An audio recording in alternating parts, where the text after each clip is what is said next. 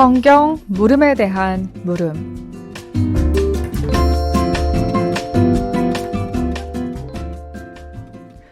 네, 이 코너는 가톨릭 신자들이 신앙생활하면서 느꼈던 성서적인 물음에 대해서 영성적으로 함께 살펴보고요. 또 신자들에게도 새로운 물음을 던지면서 함께 성경에 대해 깊이 묵상해보는 시간입니다. 신자들의 든든한 성경 길잡이가 되어주실 사목국 부국장 정규현 시몬 신부님 함께합니다. 신부님 안녕하세요. 네, 안녕하십니까. 반갑습니다. 존경 시몬 신부입니다. 네, 신부님 반갑습니다. 저희가 벌써 개편 후에 세 번째 시간인데 어떻게 지내셨어요? 일주일이 진짜 금방 지나가네요. 그러게요. 네, 금방금방 지나가는 것 같고, 저는 여전히, 바쁘다면 바쁘고, 또, 저를 개발한다면 개발하는 그런 시간들 가지면서 보내고 있습니다. 네. 또 강의도 하시죠? 네, 뭐, 이것저것 조금 하고 있습니다. 네. 신부님, 저희 이 시간은 좀 신자분들에게도 애청자분들에게도 성경적인 물음을 던지는 그런 시간이잖아요. 네, 맞습니다. 질문이 없으면 사실 네. 제가 소재를 찾는 게 어려울 수도 있어요. 그러니까 많이 질문해 주시면 좋겠다 싶습니다. 그렇습니다. 저희 문자로 6449 애청자님도 좋은 땅에 뿌려진 그 씨앗의 비유에 대해서 질문을 해주셨어요. 네, 정말 좋습니다. 이런 식으로 성경을 읽으면서 혹은 복음 말씀 묵상하면서 좀 함께 나누고 싶었다 하는 부분들 있으시다면 자유롭게 저희에게 보내주시면 많은 도움이 될 것 같아요. 샵 5005번 100원의 정보 이용료가 있는 문자로 지금 여러분들 잘 듣고 있다고 출석 체크도 해주시고요. 그리고 이렇게 성서적인 질문도 보내주시면 좋겠습니다. 빵톡창도 열려 있습니다. 신부님, 저희 오늘은 그럼 어떤 이야기 해볼까요? 네. 아나운서님께서 물어보셨던 처음에 마르타와 마리아 이야기를 할 네. 건데요. 네. 마침 제가 원래 뭐 한번 이렇게 녹음을 하거나 혹은 뭐 녹화를 한 거 잘 안 보는데 우연히 유튜브를 봤다가 그 밑에 댓글이 있더라고요. 지난 방송이요? 지지난 방송인가에 아, 마르타와 마리아 이야기 해주세요. 그렇게 오, 댓글이 하나 있더라고요. 그랬군요. 그래서 거기에 용기를 얻고 네. 마르타와 마리아 이야기를 해야 되겠다 싶어서 네. 그 이야기 준비해 왔습니다. 정말 친숙한 이야기이기도 하고 네. 사실 복음을 읽으면서 왜 그러셨을까라는 의문도 들고요. 네. 맞아요. 그럴 수 있어요. 근데 이 이야기에 들어가기 앞서서 우리가 조금 성경을 볼 때 전제해야 되는 게 한 가지가 있어요. 꼭 알아두어야만 하는 게 무엇이냐면요. 성경에 대한 그 역사적인 사실성과 그리고 문학적인 측면을 같이 볼 수 있어야만 해요. 그러니까 네. 성경은 예수님께서 활동하신 내용이 신약 성경을 토대로 이야기를 하자면 뭐 여러 가지 이야기들이 한꺼번에 나와 있지만 사실 그 이야기 순서 그대로 예수님께서 하셨다라고 생각하시면 안 돼요. 그렇죠. 예, 단편적으로 존재하는 것들이 필요에 의해서 이 자리에 위치하고 그리고 예수님의 활동 가운데에서 우리들이 알아가고 해석해야 되는 것을 바탕으로 어느 이야기를 어느 자리에 놓을 것인가라는 것은 나중에 복음서를 편집하고 복음서를 쓴 사람들의 몫이거든요. 네. 그래서 우리가 마르타 마리아 이야기도 예수님이 어떤 사건 하나를 하셨는데 그 사건이 그 자리에서 무엇을 의도하고 있는지 그리고 어떤 것을 의미하고 있는지를 함께 생각을 해야만 그 이야기가 가지고 있는 본래의 맥락을 알 수가 있게 돼요. 그 사실 자체와 사건 자체에만 매이면 안 된다는 것이지요. 이게 성경을 바라보는 굉장히 중요한 관점이라고 할 수 있는데 네. 사실 이게 이제 조금 다른 이야기일 수도 있지만 우리가 성경이라는 것이 어떤 하나의 신학적인 장르로 자리 잡게 된 것은 그렇게 긴 역사가 있는 게 아니에요. 사람들이 처음부터 교회가 설립되고 여러 신학들이 자리 잡아가는 과정 가운데에서 정말 처음에 성서 신학이 자리 잡았을 것이다 라고 생각하는데 그렇지 않습니다. 성경이라는 것은 교회의 경전으로 삶의 전반을 지탱하는 하나의 나침판 같은 거였지요. 그래서 네. 따로 어떻게 연구하고자 하는 엄두도 내지 못하는 그런 거룩한 것이었어요. 그래서 성경을 어떤 방식으로 해석을 한다라고 했을 때 성서신학을 따로 학문의 하나의 장르로 놓는 게 아니라 역사신학의 한 부류로서 성경을 놓고 성경의 거룩함을 굉장히 많이 강조하면서 그렇게 지내왔었지요. 그러는 과정 가운데에서 17세기가 넘어가게 되면서 종교개혁 이후에 성경에 대한 굉장히 많은 연구들이 진행되기 시작해요. 네. 종교개혁이 일어난 이후에 그런 일들이 벌어집니다. 그래서 성경을 문학으로 놓고 역사적인 사실성, 문체에 대한 연구, 구조에 대한 분석 이런 것들이 굉장히 많이 광범위하게 일어나게 되면서 성경 안에 있는 신앙을 놓쳐버리는 경우들이 생겨났어요. 네. 그러니까 본래의 저자를 추적하고 맨 처음 쓰여진 게 무엇이고 편집이 어떻게 이루어지고 이런 과정들을 밝혀가면서 성경이 문학의 하나의 장르로서만 이해가 되어지고 신앙을 잃어버리는 결과들이 생겨나기 시작했다는 것이지요. 그래서 교회 안에서도 성경의 해석에 대한 무분별함들을 방지하고자 교회 안에 성서 해석이라는 문헌이 등장하게 되고요. 네. 그렇게 해서 성서 해석에 교회적인 관점들이 생겨나게 되는데 이로 인해서 성서학과 성서신학이 구분되어지게 되는 것이지요. 그랬네요. 성서학 그리고 성서신학 한 번쯤은 들어봤는데 어떤 차이가 있는지 궁금했었거든요, 신부님. 네, 딱히 명확하게 구분하자면 조금 복잡해질 수가 있는데 간단하게 쉽게 우리가 이해를 한다면 성서학이라는 것은요. 네. 하느님이라는 존재를 학문을 하는 과정에서 빼버린 거예요. 아주 간단하게. 그래서 이게 하나의 문학이다. 그리고 하나의 역사책이다. 라고 생각을 한 다음에 성경에 나와 있는 모든 구절 하나하나들을 다 해체시키는 거죠. 그래서 네. 이것은 어떤 역사적인 배경 때문에 무엇 때문에 어떤 민족적인 배경 때문에 이런 이야기가 가능하다라는 형식으로 그리고 이것의 원저자는 누구고 라는 형식으로 성경에 있는 신앙의 관점을 제외한 채 문학의 장르로 연구를 하는 것이 성서학이라고 부르는 것이고요. 그 텍스트 자체에 집중을 하는 거네요. 그렇죠.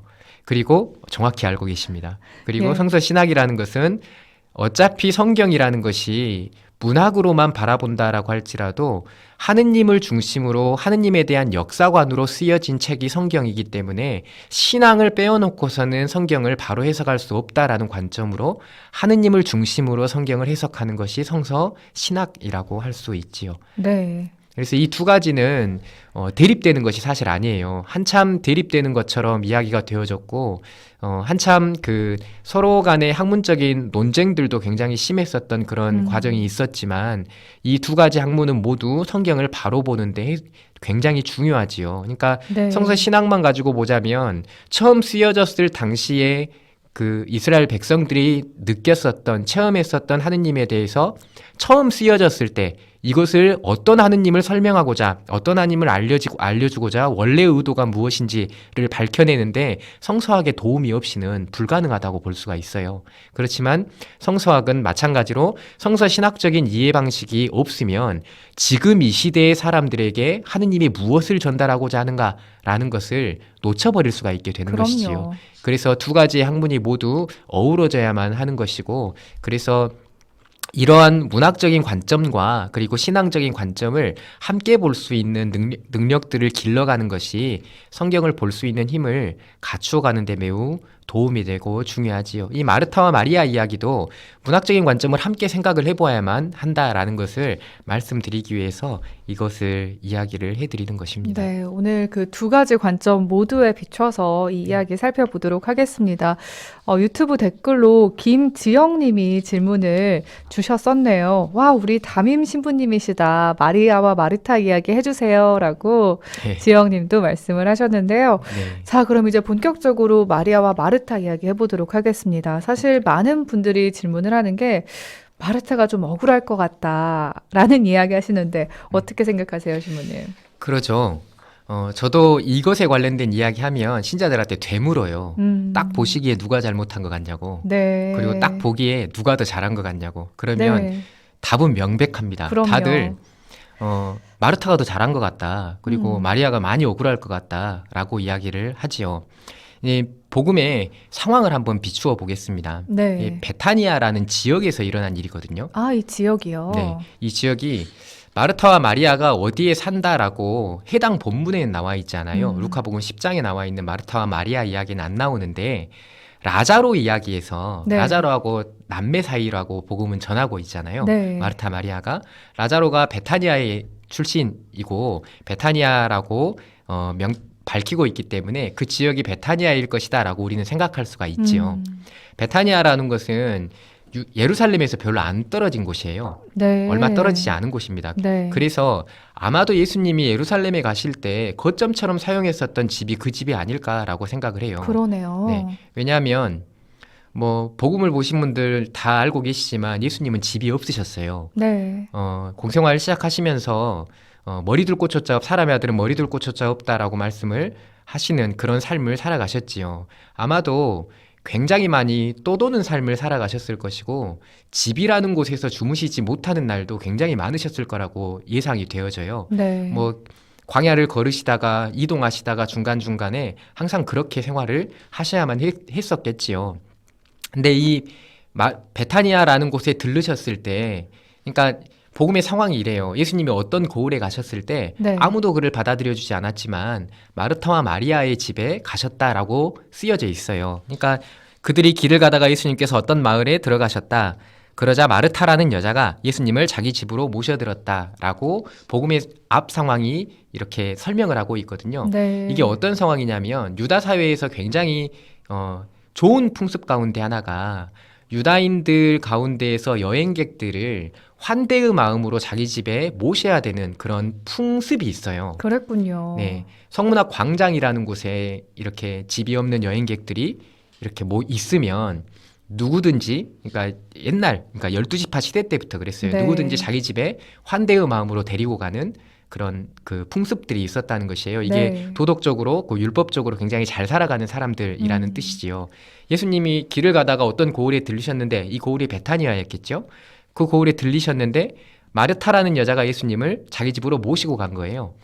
그러면 한번 상황을 가만히 이렇게 생각을 해보면 예수님 혼자 다니시지 않았어요. 제자단을 처음 공생활 시작했을 때부터 꾸렸잖아요. 네. 우리가 공관복음서를 보면 예수님이 하느님 나라를 선포하고 때가 차서 하느님 나라 가까이 왔다 회개하고 복음을 믿어라라는 하느님의 나라를 선포하고 제일 처음 하신 일이 제자들을 모으는 일이었어요. 네. 그렇기에 예수님의 길에 항상 동행하는 제자들이 있었을 거고 그 마을에 갔을 때도 역시 마찬가지로 예수님과 동행하는 이들이 있었을 거예요. 그러면 우리가 마르타가 얼마나 바빴을지는 뭐 말씀을 안 드려도 알 거예요. 소위 말해서 네. 너무 바쁜 정신이 없는 그런 상황이었겠어요. 그렇죠. 손님을 맞아들였는데 한 사람이 아니에요. 아이고. 굉장히 많은 일행이 있었던 거예요. 그들을 어디에 재워야 될지, 잠자리는 어떻게 해야 될지, 식사는 어떻게 해야 될지, 씻을 물은 어떻게 해야 될지 굉장한 많은 고민이 있었을 거고 엄청나게 분주했을 거예요. 네. 마르타는.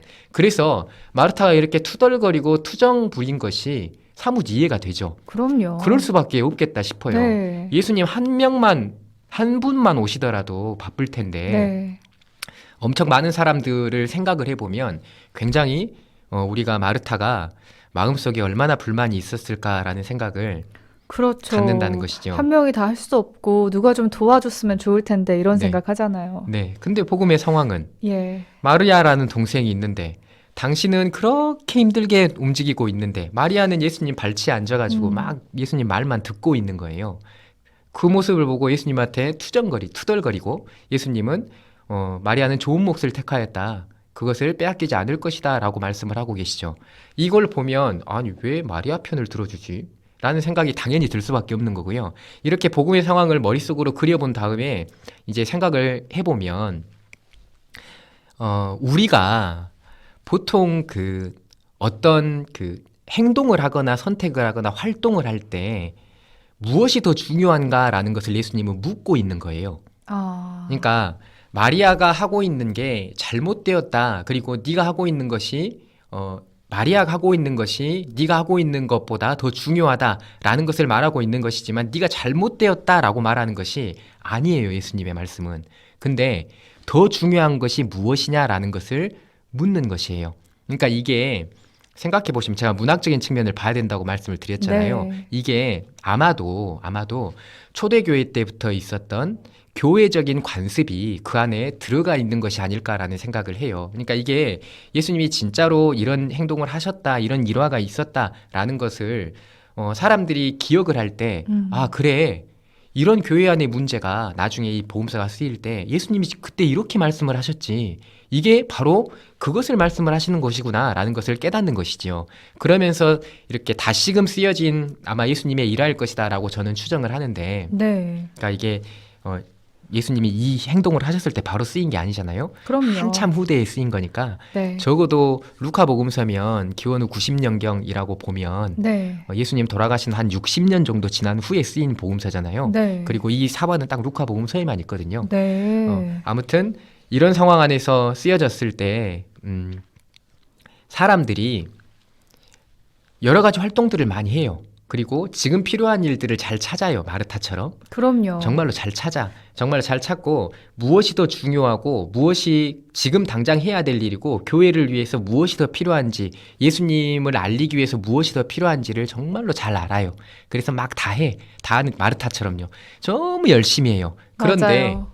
정작 중요한 것은 예수님의 마음, 예수님의 말씀, 예수님의 가치가 그 행동 안에서 배어 있지 않는다는 것이지요. 그렇다면 그런 분주함이 필요가 없다는 것이에요. 그러네요. 네. 성당 안에서도 봉사할 때 많잖아요. 네. 근데 바쁘게 봉사를 하면서도 가끔은 왜 나만 이렇게 봉사를 해야 할까라는 생각 들 때 네, 있거든요. 맞아요. 그러니까 그런 생각들, 그리고 내가 왜 이것을 해야 되는지를 모르고 예수님을 위해서 그리스도의 가치를 위해서 가치를 모르고 내가 이것을 무엇 때문에 시작하게 되었고 무엇으로 인해서 하고 있는지 그것을 잊어버리고 그냥 일만 하는 거예요. 그런 사람들이 사실은 예수님의 말씀을 듣는 것보다 더 가치 있지 않다라는 것을 말해주는 것입니다. 네. 그러니까 우리의 내면을 들여다볼 수 있는 하나의 교훈적인 가르침이라고 보시면 돼요. 그러네요. 그러니까 이 이야기가 실제로 있었던 사건이라고 생각을 해야만 하지만 실제로 있었던 사건이라고만 생각을 하면 예수님 진짜 이거 매정하네 라고 생각할 수가 있어요. 근데 네. 중요한 것은 이 이야기를 통해서 이 문학 안에서 뭘 가르치고 싶은지 뭘 말하고 싶은지 이것을 찾는 게 훨씬 더 중요합니다. 마르타가 발치에 앉아갖고 막 놀고 있어요. 우리는 그렇게 생각하죠. 예수님이 마르타랑 노는 게 재밌었나? 아니면 마리아가 마르타보다 훨씬 예뻤나? 막 이런 생각들을 막 이렇게 예. 하죠. 근데 그게 중요한 게 아니라는 거예요.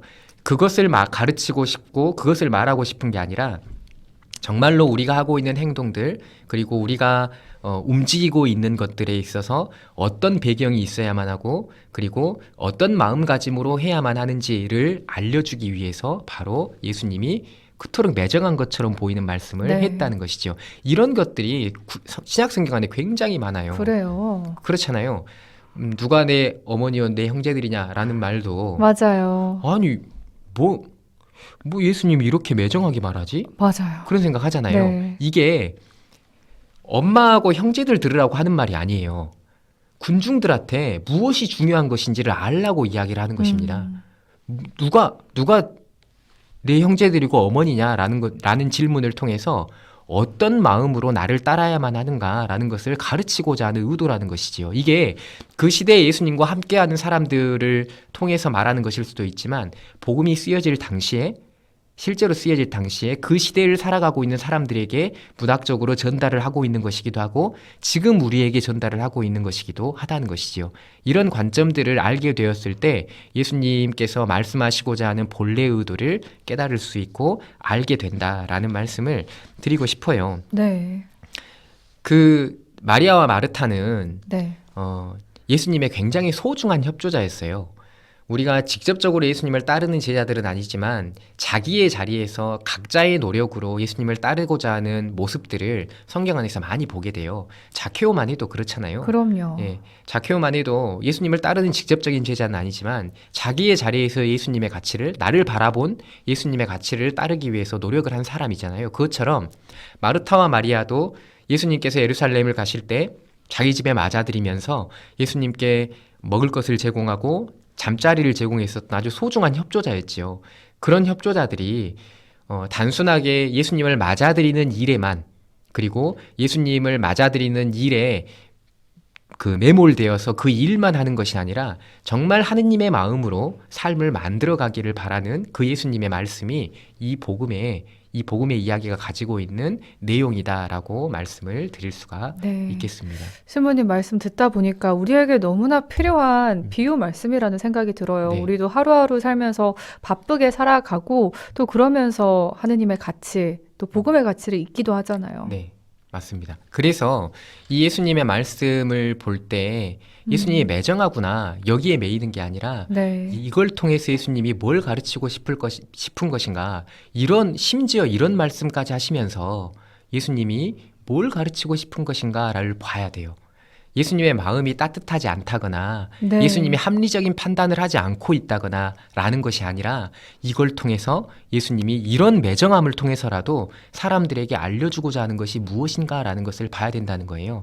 예수님은 굉장히 따뜻하신 분이고 자비로우신 분이지만 굉장히 독설가이기도 하셨어요. 직설적으로 그렇죠. 말씀을 하시죠. 그렇죠. 그러니까 막 사탄의 자식이라고도 이야기를 하고 심지어 세리자 요한 독사의 자식이라고도 이야기를 하잖아요. 이것들을 통해서 진짜 그런 악담을 퍼붓는 게 아니라 사람들이 이걸 통해서 가져야만 하는 마음이 무엇인가라는 것을 가르치고자 하는 그런 것이다라는 것을 꼭 알아두셔야만 하고요. 네. 이거를 질문을 네. 이 질문을 제가 간단하게만 말씀을 아, 드릴게요. 지금 문자로 들어온 질문이요. 잠깐 보면 9736 애청자님입니다. 구약 부분을 질문해도 될까요? 집에서 끝부분에 나오는 예수와에 관해서 자세히 설명해 주세요, 신부님. 하셨어요. 네, 그거는 제가 다음에 아, 이 질문은 다음에 하고 따로 대답을 예. 해드리겠습니다. 그럼 6449 애청자님이요, 네, 신부님. 네, 네. 네. 보면 씨 뿌리는 사람의 비유에 대해서 질문을 하셨는데요. 네. 집회서에 나오는 예수와에 관련된 것은 역사적인 부분들을 함께 들여다봐야 되기 때문에 제가 추후에 따로 말씀을 드리도록 하겠고요. 네. 씨 뿌리는 사람의 비유는 이런 질문을 가질 수가 있어요. 그런데 이게 우리가 뭐 금수저, 흙수저, 동수저라는 말도 있는데 하느님께서 왜 똑같이 다 주시지 않았냐라는 질문이잖아요. 네, 네. 근데 이게 사실은 씨 뿌리는 사람의 비유라는 것이 당시 사람들이 가지고 있었던 그 영농법을 알면 이해하기가 굉장히 편해지긴 하는데 일단 그것은 뭐 다음에 뭐 소개할 시간이 있다라고 할지라도 질문에 대한 것은 이런 거예요. 우리가 비유를 자세히 읽어보면 네. 비유에 전제되는 거 한 가지가 있어요. 네. 농부가 씨를 뿌린다는 거죠. 농부가 씨를 뿌리는데 씨를 일부러 길에다 뿌리거나 일부러 돌무더기에 뿌리거나 일부러 가시덤불에 뿌리지 않아요. 농부는요, 모든 게 다 좋은 땅이 되기를 바라는 마음으로 뿌립니다. 그런데 그 사람들의 영농법 때문에 어쩔 수 없이 뭐 돌무더기에 빠지기도 하고 가시덤불에 빠지기도 하고 그리고 그 길에 빠지기도 하는 거예요. 그 상황들이 사실은 농부의 마음을 우리가 이해할 수 있어야만 해요. 하느님은요, 네. 씨를 뿌릴 때 모든 사람들이 좋은 밭이 되기를 바랍니다. 모든 사람들이요. 그러한 전제를 잊어버리면 어쩔 수 없이 왜 돌무더기에 또 길바닥에 이렇게 생각을 할 수가 있어요. 그렇지가 않아요. 영농법에 대해서 제가 일부만 짧게 설명을 드리자면요. 네. 이스라엘 땅은 그렇게 고른 땅이 아니었어요. 맞아요. 뭐 가보신 분들은 알 수도 있지만 농사 지을 수 있는 환경이 그렇게 충분하지 않아요. 그래서 우리가 생각하는 것처럼 우리가 밭농사나 논농사 짓는 것처럼 일항도 내고 고랑도 내고 아주 땅을 고르게 발라서 돌도 추려내고 이렇게 농사를 지을 수가 없어요. 하나하나 이렇게 그래서 심는 게 아니라 그냥 뿌려요. 일단 뿌려야 되는군요. 자기 나름대로의 잘 갈라놓고 일단 뿌립니다. 그런데 네. 거기에 돌을 다 치울 수도 없어요. 그리고 일단 이렇게 뿌려놓는데 뿌려놓고 나면요. 몰라요. 나는 열심히 간다고 갈았는데 그게 완전히 돌밭이었을 수도 있고요.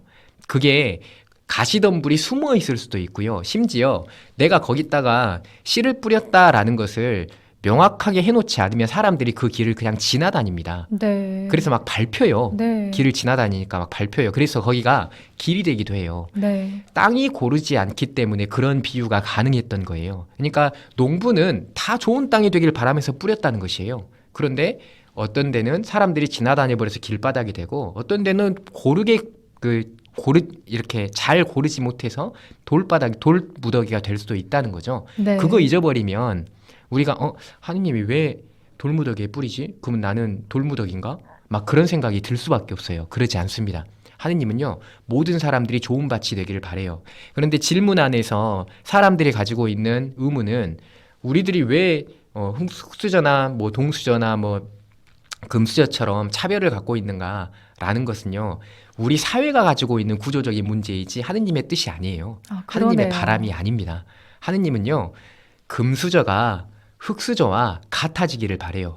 당신 안에서 그래서 살아갈 수 있는 것들, 나눌 수 있는 것들, 베풀 수 있는 것들을 함께 베푸는 것, 이게 좋은 땅이 되어가는 방법이지요. 좋은 밭이 되어가는 방법이고요. 그렇게 살아가기를 바라는 게 하느님의 마음이고 하느님의 말씀이다 라는 것을 답변으로 드리고 네. 싶습니다.